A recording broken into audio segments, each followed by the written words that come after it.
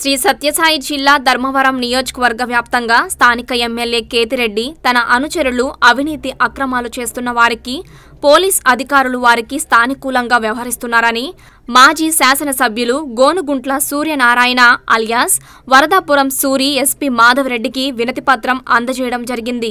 ఈ సందర్భంగా మాజీ ఎమ్మెల్యే వరదాపురం సూరి మాట్లాడుతూ ఒక డీఎస్పీ ఇద్దరు సీఐలు వైసీపీ నాయకులకు ఎలాంటి అరాచకాలు చేసినా వారిని వెనకేసుకురావడం వారికి ఎదురు తిరిగిన వారిపై పోలీస్ స్టేషన్ కు పిలిపించుకొని వారిపై అక్రమ కేసులు బనాయిస్తామని బెదిరించడం జరుగుతుందన్నారు।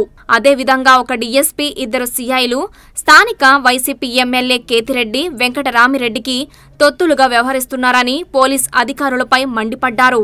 అంతేకాకుండా అమాయక ప్రజలను పోలీస్ వారి ద్వారా బెదిరించి భయభ్రాంతులకు గురిచేసి వారుకున్న కొద్ది గొప్ప స్థలాలను భూములను బలవంతంగా రిజిస్ట్రేషన్ చేయించుకోవడం జరుగుతుందన్నారు।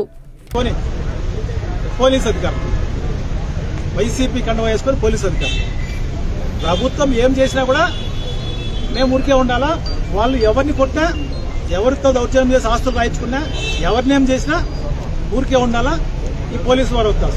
మేము చిన్న ఏదైనా కానీ వాళ్ళు చేసిన తప్పును సోషల్ మీడియాలో పెడితే మా కార్యకర్తలు కానీ మా వాళ్ళు కానీ ఇమీడియట్ గా పిలిచడం, దౌర్జన్యం చేయడం, రిమాండ్కి పంపిస్తాం, బెదిరించడం ఆలేగాల రాజ్యం అండి ఇది।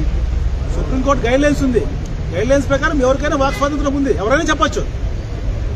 ఈరోజు ధర్మవరం డిఎస్పీ శ్రీనివాసులు గారు, అదేవిధంగా ధర్మవరం పట్టణ ఒక్క సిఐ సుబ్రహ్మణ్యం గారు, ధర్మవరం రూరల్ సిఐ ఆరోహన్ రావు గారు, వీళ్ళు ముగ్గురు స్థానిక శాసనసభ్యుడు వెంకటరామిరెడ్డికి తొత్తులుగా వ్యవహరిస్తున్నారు।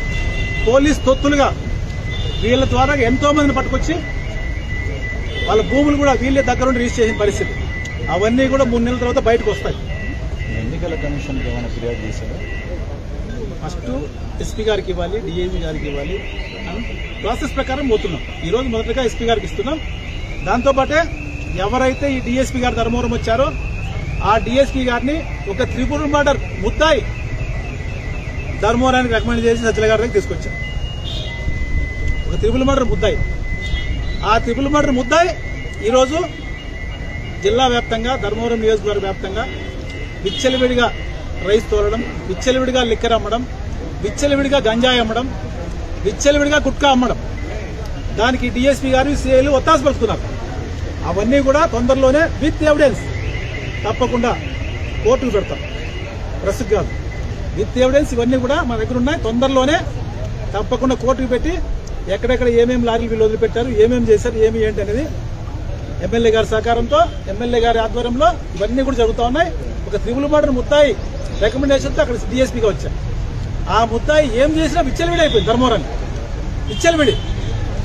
కాబట్టి అవన్నీ కూడా ఎవిడెన్స్ సంపాదించాం, తొందరలోనే ఎవిడెన్స్ పెట్టి ఆ ప్రభుత్వం వచ్చినాక వీళ్ళందరిపైన యాక్షన్ తీసుకున్నాం। దాంతోపాటు ఎలక్షన్ కమిషన్ కూడా ఎవిడెన్స్ అన్ని కూడా సబ్మిట్ చేస్తాం।